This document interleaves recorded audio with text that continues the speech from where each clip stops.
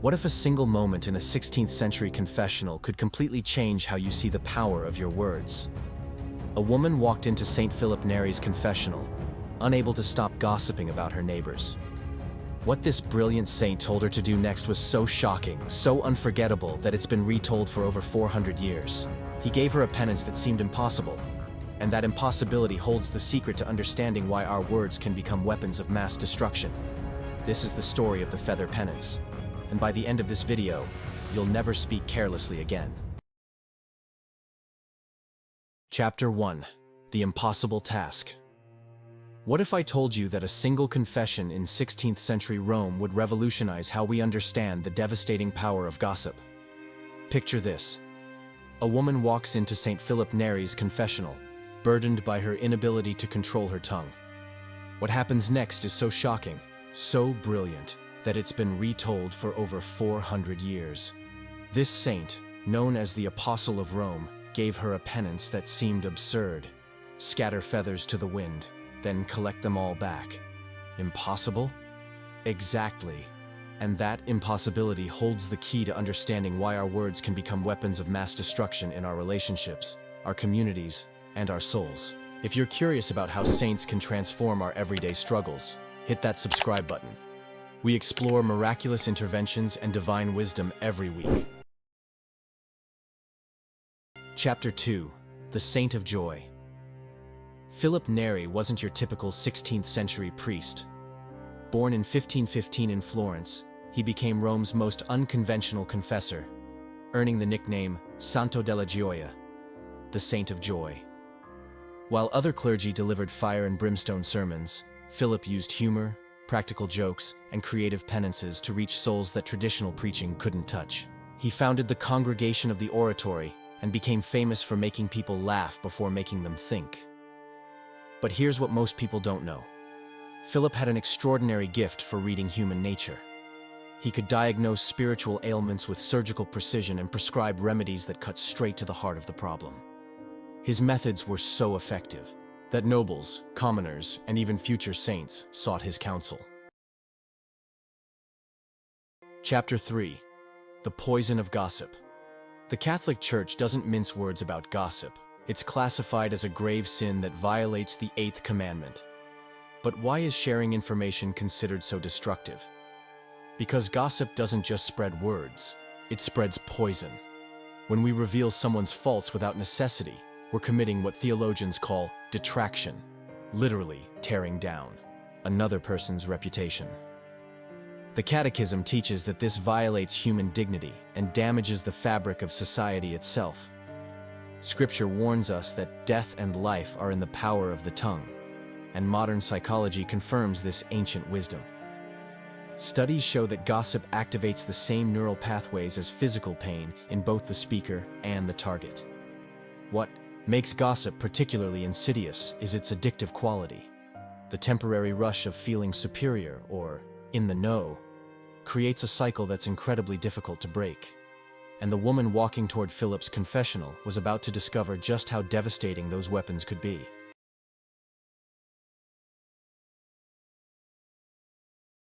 Chapter 4.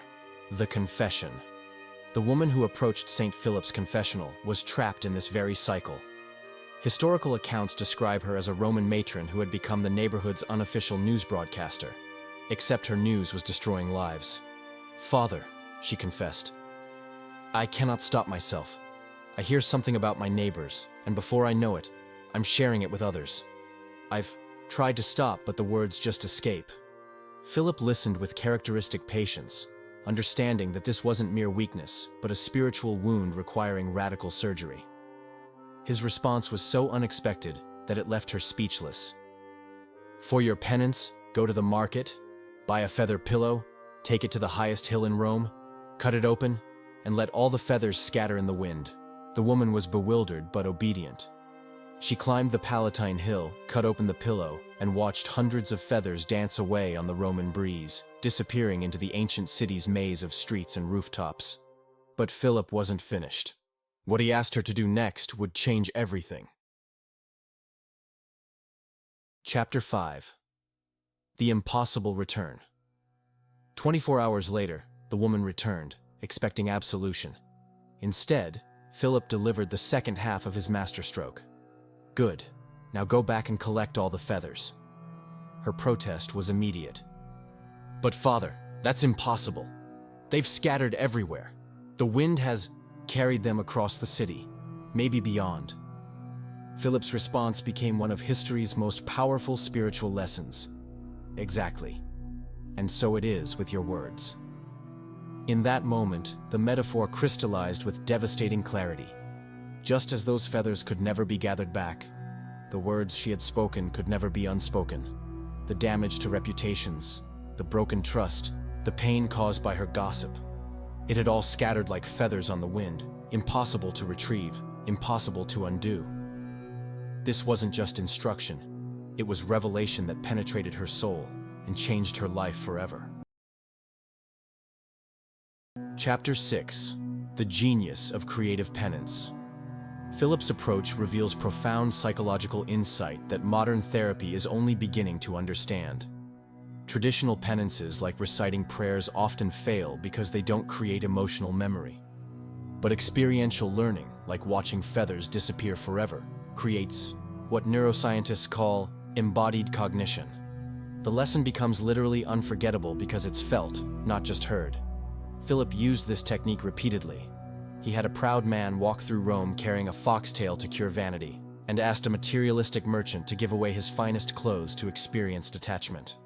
Speaking of saints who understood human nature, if you're interested in learning about more miraculous interventions and prayers from holy men and women throughout history, check out our ebook, 50 Saints, Stories and Prayers for Divine Intervention, in our store below.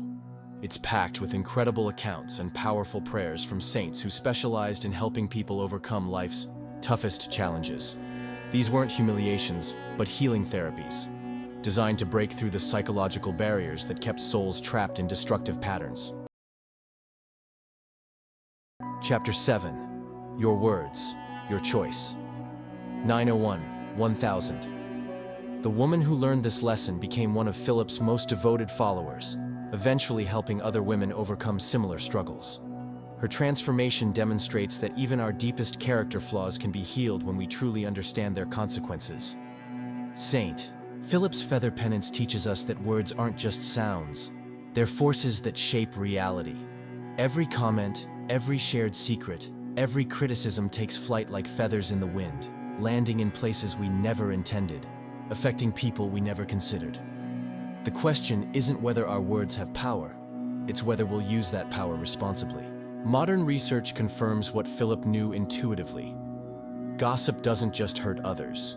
It rewires our own brains for negativity, making us more likely to see faults and less likely to see beauty in the world around us. But here's the hope. Just as negative words scatter destruction, positive words can scatter healing, encouragement, and love. Before you click away, ask yourself this question: what feathers are you scattering today? If this story challenged you to think differently about the power of your words, subscribe for more incredible saint stories that can transform your daily life, and share this video with someone who needs to hear Saint Philip's timeless wisdom. Remember, your words are feathers in the wind. Once released, they belong to the world forever. Choose them wisely because the saints are watching and they're rooting for your success.